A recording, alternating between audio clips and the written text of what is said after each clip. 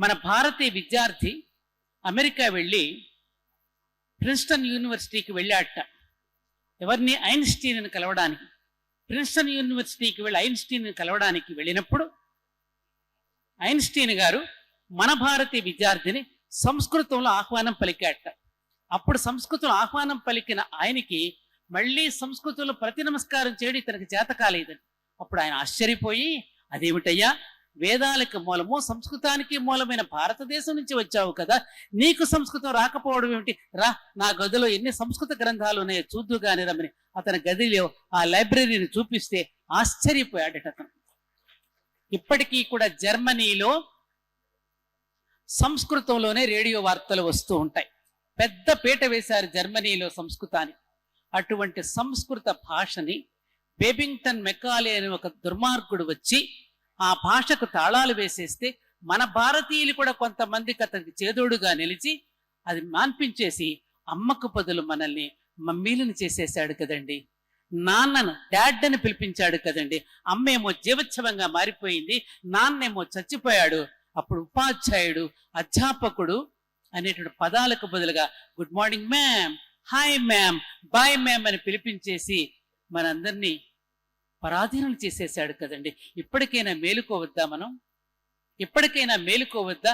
మనం కూడా విదేశీ మానసపుత్రులుగా మారిపోయి మన పిల్లలని వేమన శతకాలకు బదులుగా, సుమతి శతకాలకు బదులుగా ఇంగ్లీష్ రైమ్స్ చదువుతూ ఉంటే, ఆహా, మా పిల్లవాడు ఇంగ్లీష్లో ఎంత బాగా చదువుకున్నాడని అనిపించుకుంటున్నాం కదా. సంస్కృతం ప్రపంచ భాషలన్నింటికీ మూలమని చెప్పడానికి ఇందానికి కొన్ని ఉదాహరణలు చెప్పారు. వాళ్ళకి సంస్కృతంలో, ఇంగ్లీషులో ధర్మం అనే పదానికి ఇంగ్లీష్లో పదం లేదు. పుణ్యం అనే పదానికి వాళ్ళకి పదం లేదు. సిన్ అని మాత్రమే వాడతారు. పాపము పాపము, పాపాత్ములు పాపులనే పిలుస్తారు వాళ్ళు. పుణ్యాత్ములు అనే పదమే వారికి లేదు. అందుకని ధర్మం అనే పదానికి భాష లేక వాళ్ళు ఏం చెప్పారు? ఆ ధర్మాన్ని రిలిజియన్ అనుకున్నారు. ఆ రిలిజియన్ మళ్ళీ తిరిగి ట్రాన్స్లేట్ చేసుకునేసరికి మతము అయ్యింది. మనది మతం కాదు, మనది ధర్మం.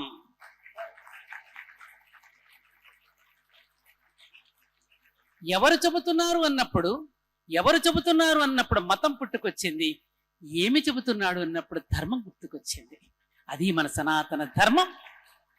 ఎవరు వ్రాసింది కాదు, ఎవరు ఏర్పాటు చేసింది కాదు. సృష్టి ఆవిర్భవించినప్పుడే దానంతటిదిగా సృష్టి ధర్మంగా ఏర్పడింది సనాతన ధర్మం. అంటే శాశ్వతమైన ధర్మం, ఎటర్నల్ ధర్మ. దానిని చెడగొట్టడం గాని, దానిని నాశనం చేయాలని అనుకోవడం గాని ఎవరి తరము కాదు కాదు కాదు కాదు. ఒక రష్యన్ లేడీ హెలీనా పెట్రోవా బ్లావెట్స్కి ఒక మాట అన్నది, ఓ నాస్తికులారా, మీరు వేదాలను కాల్చివేయవచ్చు, నాశనం చెయ్యవచ్చు, బూడిద పాలు చెయ్యవచ్చు, కానీ మానవుడి యొక్క పునఃసృష్టి జరిగిన తర్వాత ఆ మానవుడి యొక్క శరీరం మీద వేదం అపౌరుషేయమై వర్ధిల్లుతుంది అని చెప్పింది.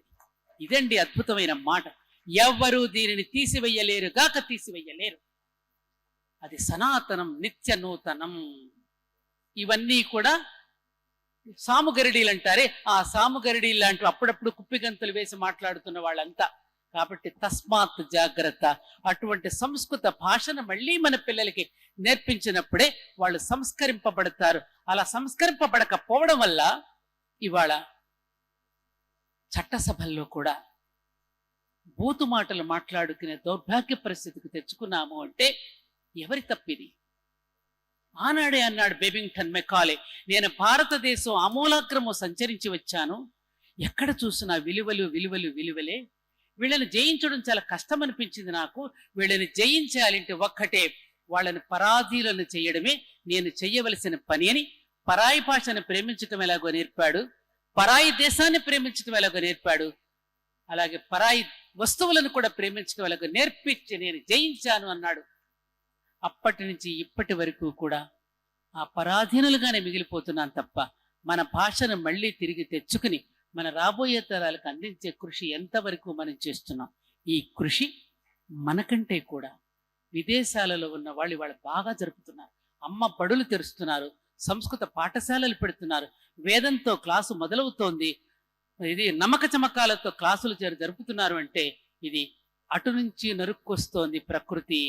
అటు నుంచి నరుక్కొస్తుంది ప్రకృతి. విదేశీయులు గుర్తించే పరిస్థితికి తెచ్చింది మన సనాతన ధర్మాన్ని.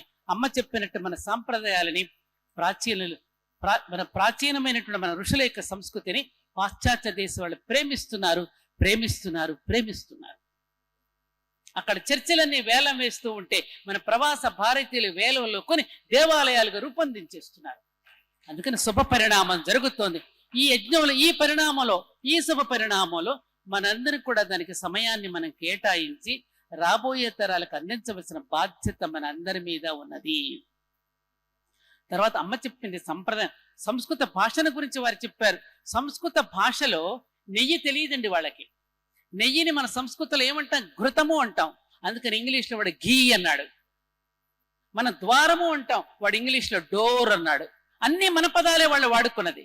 మా దగ్గర నుంచే మదర్ అనేది వచ్చింది. కాబట్టి ప్రపంచ భాషలన్నింటికీ మూలం మన సంస్కృత భాష. ఆ సంస్కృతాన్ని ఉచ్చరిస్తున్నప్పుడు ఈ దవడల దగ్గర నుంచి, పండ్ల దగ్గర నుంచి, నాలుక దగ్గర నుంచి అన్నీ కూడా ఒక వ్యాయామానికి గురై మన ఆరోగ్యవంతులుగా చేసే భాష మన సంస్కృత భాష. తర్వాత అమ్మ చెప్పిన సాంప్రదాయం ద్వారా ఆరోగ్యము. మన మహర్షులు ప్రతి సంప్రదాయం వెనుక జడ వేసుకునే దగ్గర నుంచి, నుదుట బొట్టు పెట్టుకునే దగ్గర నుంచి, కాలికి మెట్టెలు ధరించే దగ్గర నుంచి, అమ్మ మాంగళ్యం కట్టుకునే దగ్గర నుంచి, మెట్టెలు ధరించే దగ్గర నుండి, చెవులకి పోగులు పెట్టుకునే దగ్గర నుంచి, వీటన్నింటి వెనుక అద్భుతమైన ఒక ఆరోగ్య సూత్రాన్ని ఇమడింపజేసి మనకు తెలియకుండానే పరోక్షంగా దాని నుంచి లబ్ధి పొందేటట్టుగా అన్నింటినీ కూడా ఇనుమడింపచేసి అందించారు. ఇందాక సోదరి చెప్పినట్టుగా ఇవాళ ఉన్నటువంటి తరం, ప్రశ్నించే తరం పుట్టుకొచ్చింది. ఆ రోజుల్లో మేమందరం అమ్మ చెప్పిన మాట నిజమేననుకుని, వర్షం ఎలా కురుస్తోంది అంటే పైనుంచి భగవంతుడు బాత్రూమ్కి వెళ్తున్నాడా అమ్మ అంటే మేము నమ్మేసి, ఓ భగవంతుడు కూడా బాత్రూమ్కి వెళ్తాడని నమ్మేశాం. భూకంపం ఎలా వస్తుందని అడిగితే మేము భూదేవి భారాన్ని మొయ్యలేక ఈ భుజం మీద నుంచి ఈ భుజం మీదకి మార్చుకుంటూ వస్తున్నప్పుడు వచ్చే ప్రకంపనే భూకంపం అని చెప్తే, ఓహో అలాగా, అది నిజం కూడా అయ్యింది వాళ్ళ. అలా చెప్తే కానీ వాళ్ళ పిల్లలు సైన్స్ పరంగా నిరూపిస్తే తప్ప, వాళ్ళకి వైజ్ఞానికంగా మనం నిరూపిస్తే తప్ప విననటువంటి తరం వచ్చింది. కాబట్టి ఆ తరానికి చక్కగా బుజ్జగించి చెప్పవలసిన బాధ్యత మేధావుల పైన ఉన్నది. కాకపోతే దురదృష్టవశాత్తు ఇవాళ మేధావులందరూ కన్ఫ్యూజన్ లో పడిపోతున్నారు, ఇడియట్స్ అందరూ దూసుకుపోతున్నారు. నేనన్న మాట కాదు సుమా, ఇది ఎవరో మహానుభావుడు చెప్పిన మాట. మేధావులందరూ కన్ఫ్యూజన్ లో పడిపోతే ఇడియట్స్ అంతా దూసుకుపోతున్నారట. ఎంతవరకు కరెక్టో మీకే తెలుసా విషయం. ఏది మాట్లాడాలన్నా, ఏది చెప్పాలన్నా భయం వేసే పరిస్థితికి తెస్తున్నారు ఇవాళ. ఏమండి, ఏది మాట్లాడాలన్నా, ఏది చెప్పాలన్నా, ఏది మాట్లాడితే ఏ నెగిటివ్ తీసుకుంటారో రకరకాల కామెంట్స్ చూస్తూ ఉంటే, బొడ్డు ఊడని వాడు కూడా, అక్షర జ్ఞానం లేని వాడు కూడా, డొక్కశుద్ధి లేని వాడు కూడా ఇష్టం వచ్చినట్టు మనం మాట్లాడే సనాతన ధర్మాన్ని గురించి ఏదైనా మాట్లాడితే నోటికి వచ్చినట్టు పెట్టిస్తున్నారు. వాళ్ళ చేత కొంతమందిని గ్రూపును తయారు చేసి పెట్టిస్తున్నారు అనే విషయం మనకు తెలియనిదా? రాజు పోతూ ఉంటే కుక్కలు ఎన్నైనా మురుగుతూ ఉంటాయి. కాబట్టి మన పని మనం చేసుకుంటూ పోవడమే మన యొక్క కర్తవ్యం. ఈ భారతదేశం ఎప్పుడు రానియే, రారాజే. ప్రపంచం మొత్తానికి జగద్గురు స్థానంలో ఎప్పుడూ ఉన్నది. అసలు భారతదేశం మీదకి ఇంతమంది ఎందుకు దండెత్తి వచ్చారని అనుకుంటున్నారు మీరు?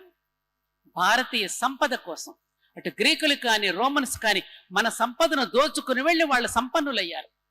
ఎంతమంది సంపన్నులైనా దోచుకుపోతున్నా మనం దోచుకుంటున్నా చూస్తూ ఊరుకుంది. ఎందుకంటే ఇది ఒక తాత్వికపరమైన దేశం కాబట్టి, జగత్తునంతా కూడా తన గర్భంలో ఇముడ్చుకుంటుంది నా భారతదేశం కాబట్టి, అందరికీ చోటిచ్చింది, అందరినీ తన హక్కును చేర్చుకుంది, ఎవరు పట్టుకుపోయినా తీసుకుపోమంది. కానీ వెళ్ళిన వాళ్ళందరూ ఒట్టి చేతులతోనే వెళ్ళారు తప్ప నా భారతదేశాన్ని ఎవ్వరూ ఏమీ చెయ్యలేరు, కాక చెయ్యలేరు. ఎందుకంటే ఎందరో తపస్సంపన్నులు, ఋషులు, మునులు, అవతార పురుషులు ఈ గడ్డ మీదనే జన్మించి ఆ తపశక్తిని అణువణువున కణకణులను నిక్షిప్తం చేసి భావితరాల కోసం చేసి వెళ్ళారు. కాబట్టి ఆ తపశక్తి మనందరినీ కాపాడుతోంది, ఆ తపశక్తి మనందరినీ రక్షిస్తోంది, ఇంకా ఈ దేశాన్ని నిలబెడుతుంది. కరోనా వచ్చినా ఈ దేశం చలించలేదు, యుద్ధం వచ్చినా ఈ దేశం చలించదు.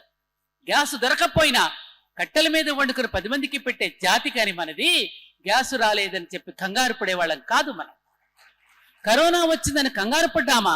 అటక మీద ఉన్న మన ప్రాచీనులు మనకు అందించినటువంటి అల్లం దగ్గర నుంచి, మన రసం దగ్గర నుంచి, మన ధనియాల దగ్గర నుంచి, మన జీలకర్ర, మన వాము అన్నీ కలిపి అందరికీ ప్రపంచానికి వైద్యం చేశాం కదండి మనం. అటువంటి నా భారతదేశాన్ని ఎవరేం చేయగలుగుతారు? ఇక్కడ ఉన్నటువంటి ఇందాకటి నుంచి చూసాను, వేదిక మీద వచ్చినప్పుడు యువకులు తయారవుతున్నారు, యువశక్తి తయారవుతోంది. అమ్మోగ వయసు ఎంత అలాంటి వాళ్ళు ఎంతో మంది తయారై అటు భగవద్గీతలు నేర్పించే తల్లిని చూశాను, బజరంగ దళ నుంచి ఎంతో మందిని కాపాడుతున్న వాళ్ళని చూశాను, గోరక్షణ కోసం తప్పిస్తూ గోవులను రక్షిస్తున్న వాళ్ళని చూస్తున్నాను. అందరూ కూడా యువకులే, యువశక్తి. ఇటువంటి యువశక్తిని కనుక మనం చక్కగా పదును పెట్టి వాళ్ళకి కావలసినటువంటి వాటిని ఛానలైజ్ చేస్తే మన భారతదేశాన్ని అద్భుతమైనటువంటి దేశంగా మనం ఇంకా భారత మాతను మరింత శోభాయమానంగా దర్శించుకోగలిగినట్టు అవకాశం మనకు ఉంటుంది. కాబట్టి ఆత్మీయ ఆశ ధర్మోపాసకులారా, హైందవ వీరులారా, ఈ దేశం వీరభోగ్య వసుంధర. ఈ దేశం వీరభోగ్య వసుంధర. ఈ దేశం గట్టిగా వీరభోగ్య వసుంధర. వీరులను కన్న తల్లి, సూర్యులను కన్న తల్లి ఈ దేశం. వీరు సంగీతాన్ని గురించి చెప్పారు. ఇదెంత అద్భుతమైనటువంటి విషయం. కలియుగంలో మనందరికీ కూడా తొందరగా తరించడానికి కావలసిన ప్రక్రియను సంగీతం ద్వారా అందించారు మన మహర్షులు. కలౌ కేశవ కీర్తన. కలియుగంలో నేను వైకుంఠంలోనూ ఉండను, యోగుల హృదయాలలోనూ ఉండను. ఎక్కడ నా నామ సంకీర్తన జరుగుతుందో నేను అక్కడ ఉంటాను అన్నాడు విష్ణుమూర్తి. అటువంటిది అందరూ యోగులు కాలేరు. యోగులకు ఏదైతే తపశ్శక్తిలో వాళ్ళు సాధించినప్పుడు యోగులకి ఏ అనుభూతి అయితే కలిగిందో, భగవద్ దర్శనం జరిగిందో, సామాన్యులకు కూడా సంగీతాన్ని చేస్తున్నప్పుడు కానీ వింటున్నప్పుడు కానీ ఆ యోగ స్థితిని అందించడానికి సంగీతం అనే ప్రక్రియను అందించిన మన మహర్షులకి ఏమిచ్చి రుణం తీర్చుకోగలమండి? కాబట్టి అందరము యోగులం కానక్కరలేదు, నిరుపయోగులం కాకుండా ఉంటే చాలు. అందరం యోగులం కానక్కర్లా, నిరుపయోగులం కాకుండా ఉంటే చాలు. ఆ నిరుపయోగులం కాకుండా ఉండడం కోసమే అటు సంప్రదాయాన్ని, అటు సంప్రదాయాన్ని, సంగీతాన్ని, ఇన్ని రకాలుగా సల్లక్షణాలని మనకు అందించినటువంటి మన పూర్వీకులకి ఏమిచ్చి రుణం తీర్చుకోగలం?